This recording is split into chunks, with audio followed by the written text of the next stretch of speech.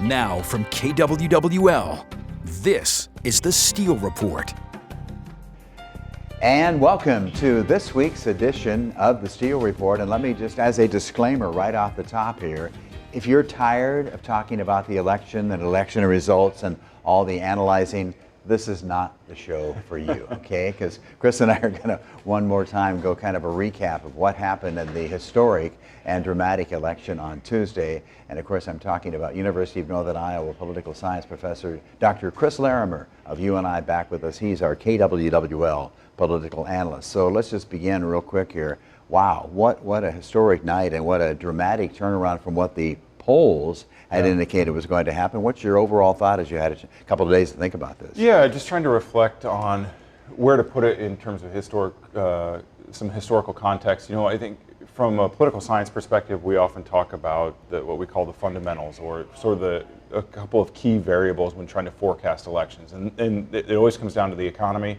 We typically look at the economic perceptions in the second quarter of the election year, economic growth in the second quarter of the election year, and then polling. And when we're talking about polling, we're talking about presidential approval rating. So if you can go back to early summer, you know, those things were working strongly against the Biden administration, right? There was slow economic growth, his approval ratings were underwater. Those forecasting models would suggest that a Republican candidate has a pretty good chance at winning the election and overtaking a Democratic candidate. Everything sort of got turned around midsummer because of the change at the top of the ticket for the Democratic Party, with Vice President Harris moving to the top, and then we saw this enthusiasm, optimism, and energy within the Democratic Party, and a lot of the polls narrowed. But really, you know, if you go back to about 6 months ago, everything sort of fits with what we would expect in an election year where you have sort of slow economic growth, a lot of economic anxiety within the electorate. And so that sort of fits a little bit. And then I think the other thing to think about too is, you know, so much has been made of polling the last several years, the last 3 election cycles. And going into Tuesday night, it was all about the so-called 7 battleground states. Those were the states that were all within 3 points in 2020. Well, if you look at those 7 states this time around, the average difference between the two candidates is right around that 2.8 to 3 percentage points. So the polling was close in those battleground states. It's just the margins were, the actual vote margins were a little bit more than what they were in 2020, and as a result, it looks like Donald Trump's going to get a clean sweep of those 7 states. Now, who would have thought he would take all 7 of those key battleground states? And obviously, as we speak here during this recording, there are still votes being counted here, even in Iowa. We'll talk about the 1st congressional district because there'll be an obvious recount there, I think, or at least that was the way I would suspect it will go. 799 votes. In fact, maybe we should just talk about that right now. The 1st congressional district was very close. 799 favoring the incumbent Republican, Dr. Marinette Miller Meeks, right now. Would you suspect a recount is in order there, probably? There'll probably be a recount. It's within that 1% range where there could be a recount. I think, you know, what's interesting about that race is, and we talked about this on Tuesday, is that, you know, you had 2 candidates who were very well known, Christina Bohannon running again. We saw the fundraising numbers being very, very competitive. And then, you know, now that we have the results from Tuesday night, you start to look at some of the vote margins in the counties in that district. And we knew that, you know, there's always that sharp rural-urban divide in Iowa, and that exists in all 4 congressional House districts. But within that 1st district, what was interesting to look at was the margins in the rural counties between Bohannon and Miller Meeks. The Democratic candidate, Christina Bohannon, you didn't see the margins as great as he did in other rural counties and other districts. In other words, you know, she was down maybe 15, 18, 20 points in rural counties, but in the 2nd congressional district or even the 3rd, the Democratic candidate would be down 30 or 40 points. So she narrowed her margins in those rural counties and was running up big margins in the urban counties. And I think that's in part why we see the race being so competitive right now. Yeah, I remember former Congressman, Democratic Congressman Dave Loebsack telling me on this program a few years ago, he would have never been elected without winning Johnson County. And so that's obviously a key county for Christina Bohannon. And, you know, I watched her, it wasn't a concession speech by any means, but late on Tuesday night, she talked to her supporters, and I just kind of got that feeling just listening to that she was a little bit down, like those numbers she knew were not going to go her way in the final hours there. And that's not to say that it's not over, because it isn't over at this point, but there's still 799, but how do you change that around in a recount? That'd be pretty difficult to do that. Yeah, I think that's probably a margin that's maybe outside that. Again, we don't know at this point. But you're right. It comes down to those urban counties. For a Democrat like Christina Bohannon, she has to run up the margins in Johnson County and in Scott County, really, to offset a lot of the more rural parts of that district. And it's, and it's the same way in the other four congressional districts, more so in the second and the third, but you still see that rural-urban divide, and that's always been a challenge for Democratic candidates in Iowa running for Congress or even running statewide, is how they have to campaign outside of urban counties in whatever district they're running in, or statewide, because of that rural-urban divide. And you know, you look at Iowa and you have half the registered voters in Iowa live in about 10 counties. And that pretty much sums up the challenges for Democratic candidates, as well as the challenges for Republican candidates as far as where they have to campaign. Yeah, so let's real quickly go to the second district. So the incumbent Republican, Congresswoman Ashley Hinson, wins the third term by her widest margin ever. But it's interesting, she did not win her home county of Lynn County, and her opponent, Democrat Sarah Corkery, did not win her home county of Blackhawk County. Kind of interesting there, really. Yeah, it is, and that's one of those two vote totals are interesting and are worth looking into a little bit more in terms of, you know, how many voters did we have that were maybe voting for Sarah Corkery and maybe not Kamala Harris, or vice versa in a couple of those counties. But for Congresswoman Hinson, right, going in, we knew she had an enormous fundraising advantage. She had widespread name recognition. So the outcome in terms of her winning were sort of expected based on the fundamentals we have about House elections and campaigns. But now, you know, she's in a pretty strong position, I think, going forward for running for re-election and holding that seat. Yeah, I mean, she got some help, of course, as always, from the Republican side. Sarah Corkery, for her part, did not get any help, I'm told, from the Democratic Party at the national level. So she got outspent. Going back to the first district, Bohannon, though, outspent Miller Meeks 4 or 5 to 1. I think that was over a $10 million effort on the Democratic Party to, it looks like, maybe lose that seat. Yeah. Yeah, and you know, for Democrats, this was a race or a seat that really gained a lot of attention over the last several weeks of the campaign. For a while, it had been rated as likely R or lean Republican, and just over the last several weeks, we saw changes from national pollsters that's moving it into that quote toss-up category. And in part, it was, you know, the fundraising numbers were there. We saw polling coming around in terms of enthusiasm just for the Democratic ticket generally, and we saw Vice President Harris's numbers going up in Iowa. And that all shifted it toward that toss-up category.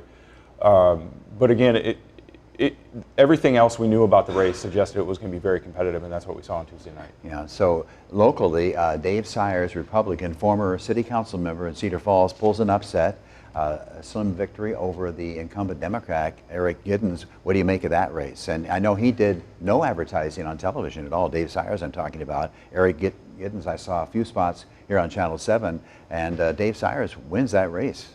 That was an interesting race. You know, we often talk about elections being nationalized in the sense that what's going on at the national level filters down not only to subnational races, say for the U.S. House or the U.S. Senate, but also down to even state legislative races. And I wonder if that's what happened in this case, where you saw, you know, there was a lot of momentum for the Republican Party. That's clear from the outcomes on Tuesday night. If that transferred down to that state legislative race between Dave Sires and Senator Giddens.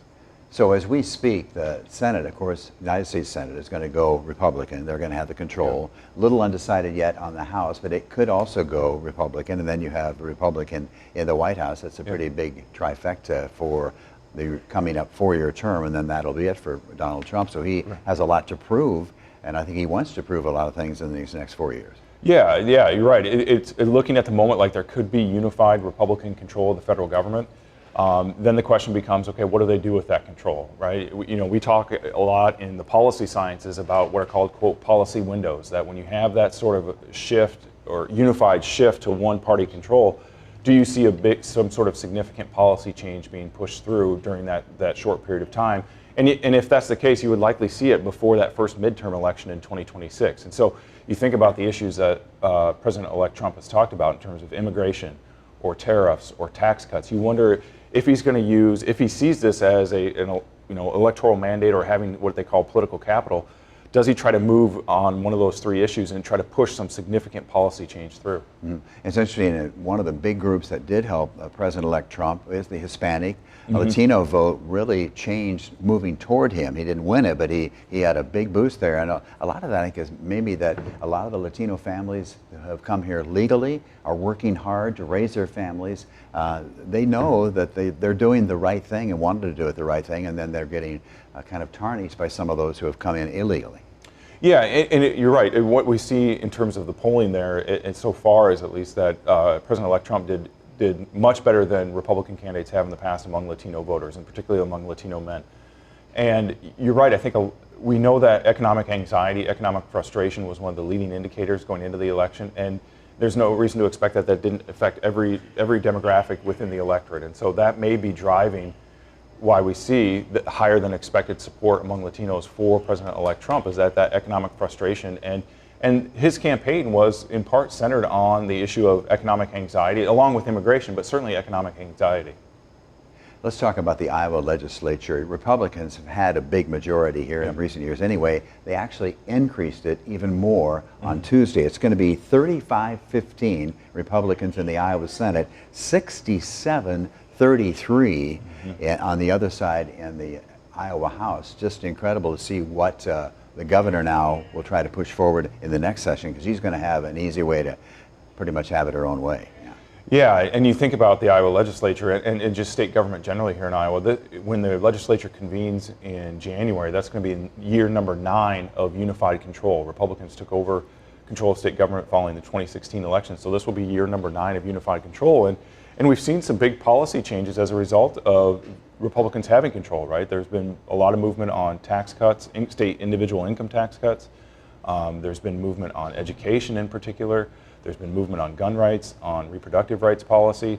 So the next question is, what do we see now this session? What's the focus for the state legislature, given this is year number 9? I think that's what a lot of people are trying to figure out. And we don't have a lot of precedent for this. You have to go back to the 1940s and 1950s to the last time a party in Iowa had unified control for this long. And so I think there's a real question about how far is the party going to push on some of these policy items.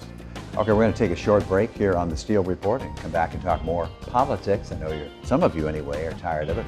We never get tired of it, but we'll take a break and come right back here in just a moment.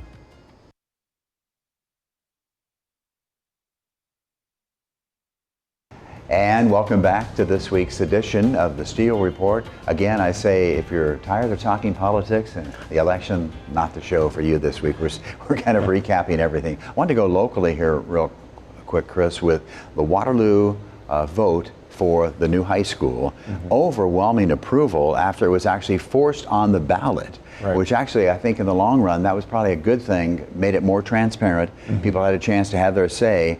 And all the people that voted, 60% said, yeah, we want this new high school concept where Waterloo East and West will then become middle schools. You live in Cedar Falls, so you're kind of a casual observer of that, but it does show politics at the local level can be effective in pushing something through, particularly when you don't have to go the 60% majority. Right, and you're right. Having it on the ballot probably does help in terms of getting widespread community support, or at least showing widespread community support for this move. And so I think it's going to be interesting going forward how once you start getting into all the logistics and all the details of this. But I mean, it's clear there's considerable support within the community for doing this. Yeah, it's a $165 million project. They'll probably begin construction out on the central campus there, Central Middle School. Campus in the next few months, and then hopefully will be open in 2028. Just like Cedar Falls has its brand new high school, gives the younger kids in the district something to look forward to. I get to go to a brand new school. It's a psychological thing too, as much as education, I think. Yeah, absolutely, and it helps the community as well, right? If you have a new school, as far as bringing people into the community, those are big things for people to look at as they're considering where to move and things to think about that they want to be a part of. So yeah, it's going to generate a lot of excitement. So you kind of alluded to this earlier, and I've always felt this way from the very beginning. The economy ends up being the major factor. I think Democrats, although it's a very important issue always, reproductive rights, it was secondary in the eyes of many, many voters compared to some of these other issues that were going on. Yeah, and that's one of the debates I think we're hearing right now within the Democratic Party is, should there have been a different focus in terms of messaging, right? Should they have shifted from focusing on reproductive rights to having more an economic focus, or having economic policy as being at the center of that campaign? And so there's always that second guessing after a campaign is over. You're hearing some Democrats talk about, well, if they had a longer campaign, they might have been able to shift that messaging to economics earlier, right? Because Vice President Harris was only a candidate since the end of July, right? 3.5 months or so. So I think you're hearing that. It's always, economic anxiety is always a powerful driver of, or can be a powerful driver of voter turnout, vote choice. And you're right, all the exit polls we see is that there was a lot of economic anxiety, and voters for the most part, saw the Republicans, and in particular Donald Trump, as better able to handle the issue of the economy, as well as immigration, but certainly better able to handle the issue of the economy compared to Vice President Harris. And if that's what they're voting on, then you start to see that difference come out. Yeah, the Democrats really seem to go after Trump's character more than the issues. I think that was a mistake. I mean, if you look back at him, it's easy to say in hindsight, but what's going on with my personal finances at home makes a big difference. Yeah, and like I said, at the start, when political scientists have these forecasting models, some of these models are very simple with just a handful of variables, but one of them is economic growth in the second quarter of the election year. That is, we can make pretty good forecasts about what's going to happen with the presidential race in November based on economic data we have from June, because it's such a powerful driver of turnout, such a powerful driver of vote choice, for the very reason you said, right? You're trying to figure out your own financial condition. Yeah. So Blackhawk County Supervisors, another local race. Again, it's going to be controlled by Democrats, but there will be a Republican. Again, remember Dan Trelka is on the board. He's the only Republican on the Board of Supervisors. Of course, he's taking a different job. He'll be replaced, though, by a Waterloo police officer, Justin Brandt. Turned out to be the top vote getter, over 30,000. He'll be the only Republican on the board. Linda Leyland, also reelected, along with the current board chair, Chris Schwartz, also reelected on the board. So these folks are in charge of a budget that's almost $100 million. So there's a lot of responsibility there. There's a lot of responsibility, and there's obviously a lot going on within Blackhawk County. So it's going to be interesting, and I think those are the races that we often talk about as the ones where you can really see the effect on a day-to-day basis, exactly. Right? That you can really feel the effect, you can see it out in the community. So those are incredibly important races and positions.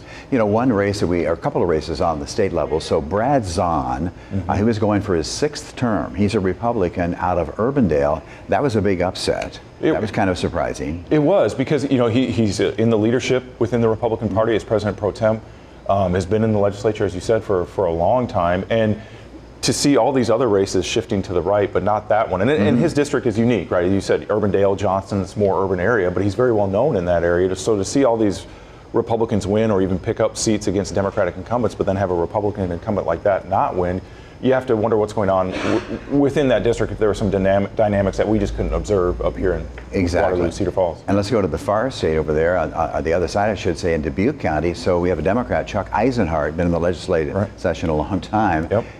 Jennifer Smith started running some ads here on KWWL. She's the Republican candidate. They started out, and it was very kind of down middle of the road, want to do the best thing. She ends up upsetting Chuck Eisenhardt, and there's an outside PAC that I think came in and ran an ad that really criticized him for calling the border crisis a so-called border crisis. That was a very effective spot. I think it made the difference in the race. Yeah, again, another one where you look at it and you think this was probably one of those races that got caught up in the national conversation, right? A lot of outside money coming in, but the issue of immigration was clear. That was one of the top 3 issues going into election night. And was that enough to actually turn out voters and turn out Republican-leaning voters who maybe don't always vote in a presidential election? We've seen that throughout the campaign, an effort by the Republican Party as well as the Democratic Party on the issue of reproductive rights to try to turn out voters who don't normally turn out based on the emotion of these issues. So Bernie Sanders, former presidential candidate, interesting quote here: "It should come as no surprise that a Democratic Party which has abandoned the working class people would find that the working class has now abandoned them." Pretty interesting statement.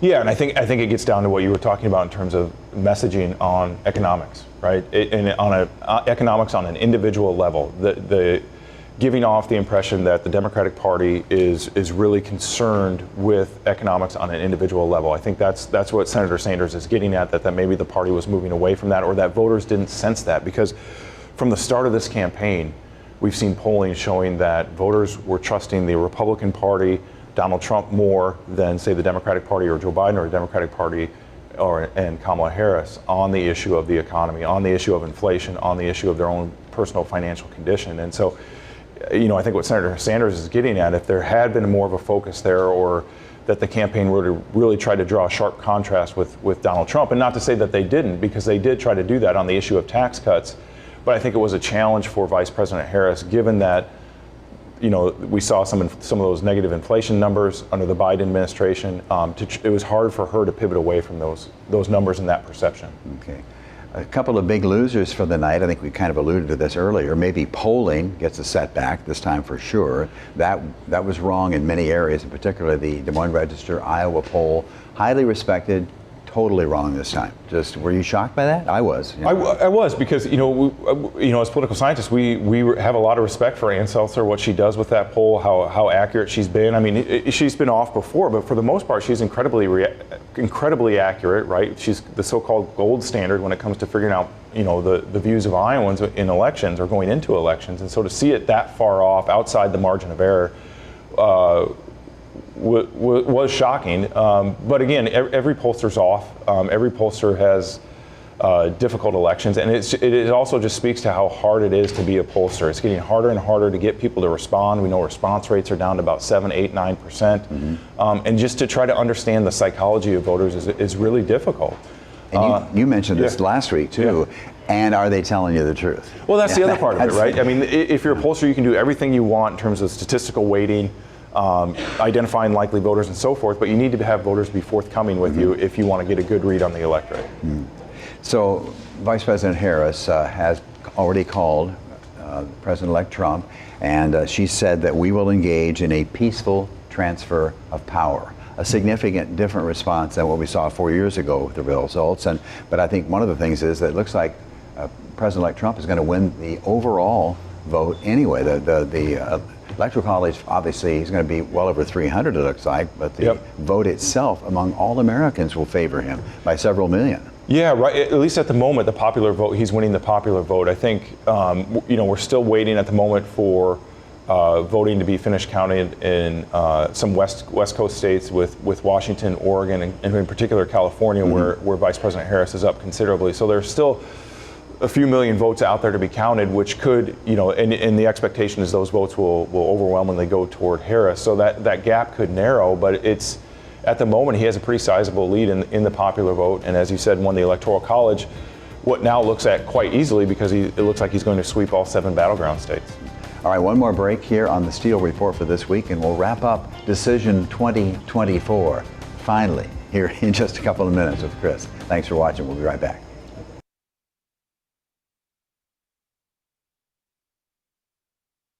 As they do these surveys of coverage, it was incredibly in favor of Vice President Harris against former President Donald Trump. And I was wondering, I asked you in the break, do you look for bias reporting? Because you can see it. Here's how you can watch for it. So listen to the adjectives, listen to the adverbs, and you can pick up on that. And like you say, it takes a lot of incredible study to pick up on it, but you can find it, yeah. Yeah, and that's the difficult part of it. Is you're right in terms of how you do it. It's just then trying to do that on a widespread basis and over a long period of time to really establish whether or not there is in fact any bias there. But there are studies out there looking at that. They look at the article titles, they look at word usage exactly as you said, and trying to look at that over time, look at that with different outlets, and then see if there is any sort of lean one way or the other in terms of the reporting.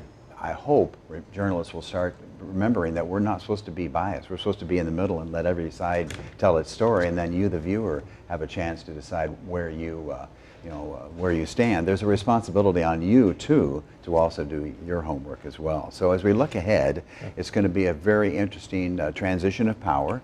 We'll see the president will surround himself with different people this time, more loyal to him than he had in his first 4 years for sure, because a lot of those people, of course, got fired and then turned on him. Right, and again, if President-elect Trump does have unified control of the federal government, then the question is, how quickly do they try to move on some of these big policy changes, the big things that they talked about during the campaign? And on top of all that, they still have to deal with the federal budget, right? We're under a continuing resolution right now. We've seen that the federal budget process has been broken for the last 2+ decades. Do we see some sort of resolution to that process where it becomes a little bit more orderly, where it actually follows the fiscal year?